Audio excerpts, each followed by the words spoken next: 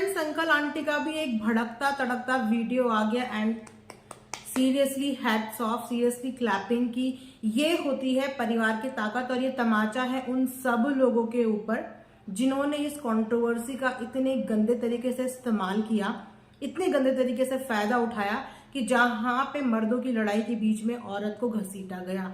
बेटी चाहे आपकी हो, बेटी चाहे हमारी हो, बहू चाहे किसी की भी हो, औरत औरत होती है और किसी को कोई हक नहीं बनता किसी भी औरत के ऊपर गंदी भाषा का प्रयोग करने का या गंदी टिप्पणी करने का। खुद को फैंस बोलने वालों ने सिर्फ इस पूरी कंट्रोवर्सी में अपनी फ्रस्ट्रेशन निकाली है, क्योंकि कोई भी रियल फैन कभी भी किसी को इस तरीके से अपशब्द नहीं बोल सकता। और अंकल आंटी बहुत ज्यादा गुस्से में नजर आ रहे थे और अंकल ने बताया कि वो लखन के साथ गए थे कंप्लेन कराने के लिए और इस पूरी जर्नी में वो लखन के साथ हैं। वैसे देखा जाए, मैं शुरू से इस बारे में बोल रही हूँ कि क्यों घर की औरतों को घसीटा जा रहा है, क्यों उनके लिए अनाप शनाप बोला जा रहा है, क्यों गंदे कमेंट्स किए जा रहे हैं। अगर किसी को आप पसंद नहीं करते तो आप वहां से अपना रास्ता बदलो, लेकिन आपको कोई हक नहीं बनता किसी के लिए अभद्र भाषा का प्रयोग करने का, वो भी खासकर औरतों की। और इस कंट्रोवर्सी में इस घर की औरतों का सब ने बहुत गंदी तरीके से बेइज्जती करी है, चाहे वो आंटी हो, चाहे वो छोटी बहू हो, चाहे वो खुद नीतू क्यों ना हो। सबकी इज्जत की धज्जियां उड़ाई गई है। यहाँ पे गंदे गंदे कमेंट्स करे गए, ना किसी की उम्र का लिहाज किया, ना किसी की ओहदे का लिहाज किया, ना ये लिहाज किया कि सामने वाला बंदा औरत है। कौन होते हैं ऐसे फ्रस्ट्रेटेड लोग जो साइबर में आके वीडियो भी देखते हैं, वीडियो देखने के बाद वीडियो में कमेंट भी करते हैं, और वो भी इतने वाहियात कमेंट। हर चीज को बखान करने का, हर चीज की बात करने का एक सही लहजा और एक सही तरीका होता है। अगर आप किसी को पसंद नहीं करते तो इसी बात को आप एक सरल तरीके से भी बोल सकते हैं कि मैं आपको पसंद नहीं करता, लेकिन गंदी भाषा का प्रयोग करने के लिए कोई किसी को यहाँ पे अलाउ नहीं करता।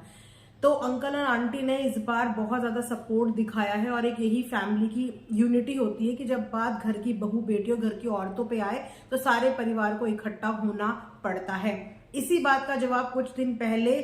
लखन के छोटे भाई भी देते हुए नजर आ रहे थे, और उस समय पे लोगों ने उन्हें बोला कि वो बदतमीज है। कौन बच्चा बदतमीज नहीं होगा? अगर आप उनकी माँ के लिए, उनके बाप के लिए इतनी गंदी तरीके से शब्द इस्तेमाल करेंगे तो कौन बच्चा बदतमीजी पे नहीं आएगा। फिर भी उस लड़के ने गाली गलोच नहीं किया था, लेकिन लोगों ने उसको भी जज करना शुरू कर दिया कि इतना बदतमीज हो गया है, इतना ये हो गया है। अरे अपने माँ बाप के लिए कोई भी गाली नहीं सुन सकता, माँ बाप क्या किसी औरत के लिए कोई भी इंसान गाली नहीं सुन सकता। भले ही हमारा आज कोई रिश्ता नहीं है, हम लोग एक दूसरे को जानते नहीं है, कभी मिले नहीं है, लेकिन यहाँ पे बैठ के हमें बुरा लग रहा है कि कभी आंटी को गंदी गंदी गालियां दी जाती हैं, कभी नीतू के बारे में ऐसे फेक पेजेस बनाए जाते हैं, कभी घर की छोटी बहू के बारे में बनाई जाती है। और ये वही लोग हैं कि जब आके हम अपने एंड पे कोशिश करते हैं कि चीजें ठीक हो जाएं, आप लोग रिस्पेक्ट करो, तो हमें भी आके उल्टा सीधा बोलते हैं। हमें भी ऐसे नेगेटिव कमेंट्स करने वाले लोग हमें भी ऊट पटांग बोल के जाते हैं, आपने इधर पैसे खा लिए, आपने उधर पैसे खा लिए, आप ये कर रहे हो, वो ऐसी है, वो वैसी है। मैं पहले भी इस बारे में बोलती हूँ कि किसी को कोई हक नहीं बनता किसी भी औरत को इस लेवल पे जाके कमेंट करने का, या इस लेवल पे जाके बात। औरत क्या, किसी के लिए भी कोई, आपका कोई भी हक नहीं बनता कि आप इस लेवल तक जाके किसी को कमेंट करें। अपनी प्रतिक्रिया जाहिर करने का एक तरीका होता है, अपना पॉइंट ऑफ व्यू देने का एक तरीका होता है, लेकिन ये नहीं होता कि आप सारी लिमिट क्रॉस करके बिलो द बेल्ट जाके किसी के लिए इतना गंदा और ऊट पटांग चीजें बोलें। सो वाकई में जो ऐसे लोग हैं ना, इन लोगों को एक बार लेसन जरूर मिलना चाहिए, इन्हें सबक जरूर मिलना चाहिए कि आगे से किसी भी माँ बहन, किसी भी बेटी के बारे में मुंह खोलने से पहले या टाइप करने से पहले इन लोगों के हाथ जरूर कांपे कि हम किसके लिए क्या लिख रहे हैं। क्योंकि ये साइबर बुलिंग ना डे बाय डे बहुत ज्यादा बढ़ती जा रही है, और इसी का नतीजा है कि इससे बहुत सारे लोग सफर नहीं कर पाते, बहुत सारे लोग अपने अकाउंट डिलीट करके भाग जाते हैं, बहुत सारे लोग स्ट्रेस में चले जाते हैं, एंजाइटी में चले जाते हैं, डिप्रेशन में चले जाते हैं, कि ये लोग ये भी नहीं सोचते कि इनकी इस ऊट पटांग हरकत से इनको तो मेंटली सुकून मिलता है, लेकिन सामने वाले की मेंटल हेल्थ पे इस चीज का क्या असर पड़ रहा है, सामने वाला बंदा क्या फील कर रहा है, क्या डील कर रहा है।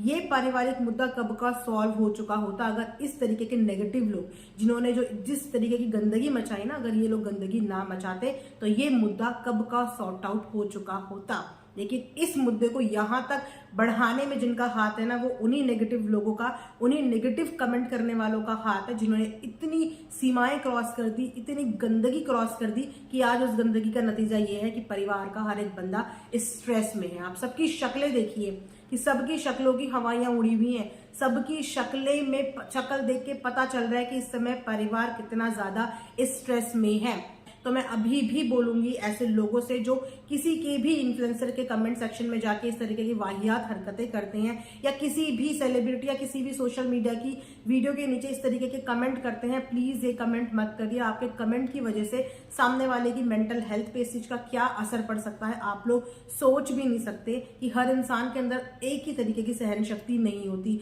आपका ये मजाक में लिया हुआ कदम, या ये बोलिए फ्रस्ट्रेशन में लिया हुआ कदम किसी के लिए जान मान की भी हानि पहुंचा सकता है। तो इस तरीके की हरकतें ना करें, इस तरीके की चीजों को रोक दें। किसी को भी इतना गंदा मत बोलिए कि सामने वाले की सहन शक्ति वहां पे जवाब दे जाए। खासकर औरतों के लिए कभी भी गंदे शब्द का प्रयोग मत करें, ना गंदा लिखें ना गंदा बोलें।